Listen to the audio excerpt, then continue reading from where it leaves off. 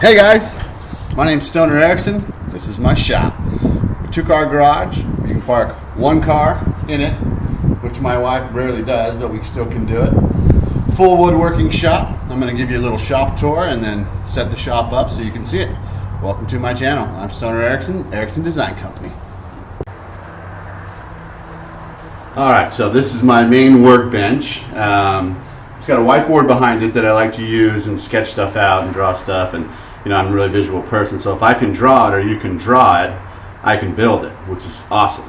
I have everything that I use on a regular right at handy, like the wrenches, the chisels, scissors, screwdrivers. That way I'm not searching for it and it's just grab, put back. I love magnets. I have magnets all over the shop, magnet trays to hold stuff. It's just a good way to, you know, keep stuff where it needs to go. I have the sanding station, which has got all the grits, you know, 220 down to 80, you know, to finishing grits. Drills at the ready, hammer. I do a lot of quarter round over, so I always have a dedicated drill, or excuse me, a dedicated router that is always got a quarter round over, so I can just grab it and go.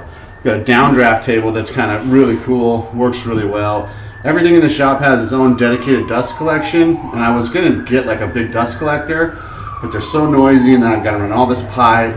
I already had 3 shop vacs from working in the construction business for so long, and so I cleaned them up on purpose, and so everything has its own dust collection, and it has a switch so that when you turn on the tool, the dust collection turns on, and when you turn off the tool, the dust collection turns off. Really cool to keep the dust down. So yeah, this is like my main table where I tend to work, and then we'll kind of cruise around the shop this direction. Everything's tied up against the wall now because I'm not having to open the shop up, and we'll open that up. The drill press and the bandsaw on a flip top table from Fix This Build That drawings. I love his videos, he's great. I modified them a little bit, and they also each have their own drawer at the bottom, so everything that goes with these 2 tools is right with the tool. You're not searching for it. The extra bandsaw blades, extra bits. These little hold down clamps are cool. We're going to go over how to make those. Super easy. They're about 20 bucks each on Amazon through Rockler. You can make them for $1.90 in hardware. I mean, it's super fun, super easy to make. We'll make some of those, so look for that video. I'll post about it. Dust collection with the Dust Deputy, and we'll go over how to make those. You know, everything's on casters, everything's on wheels because everything moves around, so that's really nice. Over here we got the rigid sander, the oscillating sander. Love this thing. I tend to only really use this belt, you know, and this setup.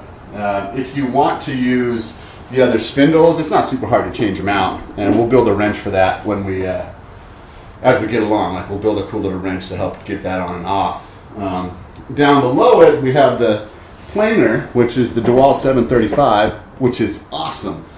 You know, it's got a dust assisted fan. It is the best planer on the market. Spend the money. Don't waste your time buying some cheap planer. This planer is where it's at. Now we just got the regular planer blades on there. I'm fine with that. The Helix blades, they're like $1,000, you know. So if you slow the planer down and don't try to rush this process, this planer will do anything you need to do in a small shop and more. Headed this direction, we have storage. You know, you got to have stuff. So my wife let me have this awesome garage, but there's still stuff that's got to go into it. That's your storage up here. Shop fridge with cold beers always in there, some snacks, and then the entry to the house. Now, if you're entering through the house, this is where I've got my clamp storage. It's a mess. We're going to build clamp storage. It's going to be rad. I'm stoked about it. I've got my compressor over here that hooks up to the Ritter board. We'll go over that, how it works. My Delta table saw lives right here, and it easily slides out. It's on casters as well, and comes out to the front of the saw when no one's parked in here. Overhead dust collection. We put a router table on the end of it with its own switch. Super cool. I'll rebuild this. This is a tabletop from a router table my brother gave me years ago, and I move this router table all the time. Everywhere I went, I took it with me, and I just cut the legs off and built this. So this is super cool. And this, I'll say super cool a lot. And this corner is the wood storage. So this is all any extra wood you get. I have some sheet goods back there that I broke down. Extra storage up here for larger tools and what have yous.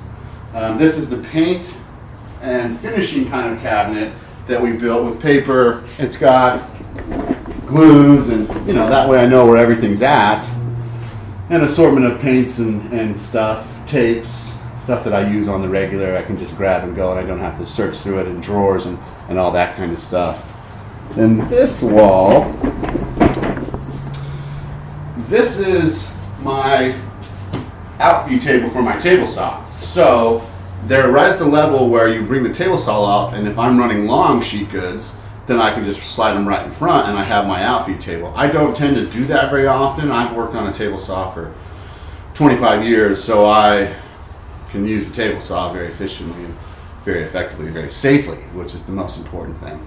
But these tables are wicked cool. They have a little wing that comes out for extra building space. This one here is my crank jig station, which is super rad. So it just comes out. It's got dedicated drills that stay with this saw. Another magnet for bits. But then when I'm not using it, it just rolls right away, which is great. All the drawers are modular, so they have horizontal and horizontal dados cut into them, so you can just slide in and make them any size that you want for different sections. And we'll go over that as well. This pegboard I put in this house when I first moved in, and boy, it's totally different now. You know, I use there's things here that I use frequently, and I have for years, so I know where they're at. So I want to change this. Maybe we'll change in the future. Comment below, and we'll see what we can come up with. The miter saw station is a wing out station, which is awesome, and it's on dust collection. So I think my wife's calling me. All right, well, stick around. So this is pretty dang cool. I built this basic mobile vlogging stand and YouTube stand to make my videos. We're gonna go over how to make this, but it is so cool, and it has a tilt mechanism in it, so it can tilt down or up. The total max height is almost 7 feet, so I could come up the side of it.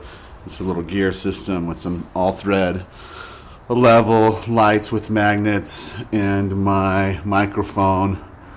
So that is pretty dang cool, and we're gonna build it. This is the second generation. We'll build the third one. So that's my first video. I hope you liked it.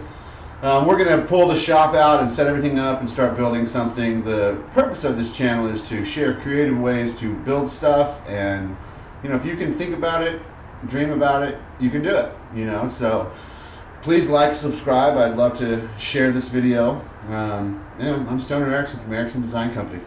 Let's build something.